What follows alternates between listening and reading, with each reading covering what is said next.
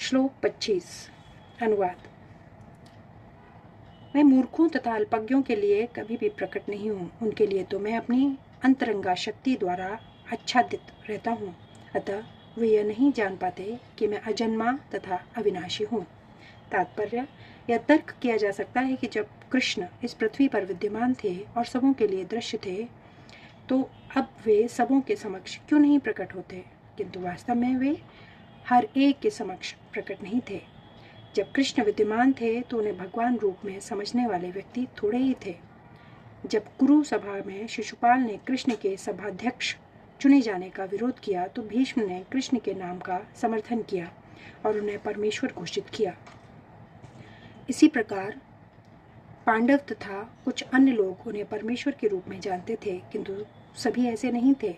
अभक्तों तथा सामान्य व्यक्ति के लिए वे प्रकट नहीं थे। इसलिए भगवद गीता में कृष्ण कहते हैं कि उनके विशुद्ध भक्तों के अतिरिक्त अन्य सारे लोग उन्हें अपनी तरह समझते हैं। वे अपने भक्तों के समक्ष ही आनंद के आगार के रूप में प्रकट होते थे, किंतु अन्यों के लिए, अल्पज्ञ अभक्तों के लिए वे अपनी अंतरंगा शक्ति से आच्छादित रहते थे। श्रीमद् भागवत में कुंती ने अपनी प्रार्थना में कहा है कि भगवान योग माया के आवरण से आवृत हैं, अतः सामान्य लोग उन्हें समझ नहीं पाते।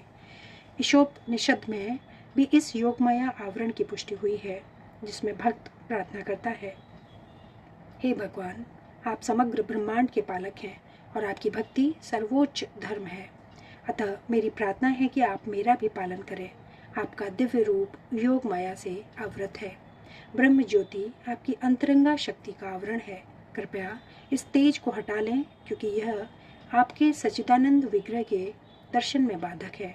भगवान अपने दिव्य सच्चिदानंद रूप में ब्रह्म ज्योति की अंतरंगा शक्ति से आवृत है, जिसके फलस्वरूप अल्पज्ञानी निर्विशेषवादी परमेश्वर को नहीं देख पाते। श्रीमद् भागवत में भी ब्रह्मा द्वारा की गई यह स्तुति है, हे भगवान, हे परमात्मा, हे समस्त रहस्यों के स्वामी, संसार में ऐसा कौन है जो आपकी शक्ति तथा लीलाओं का अनुमान लगा सके।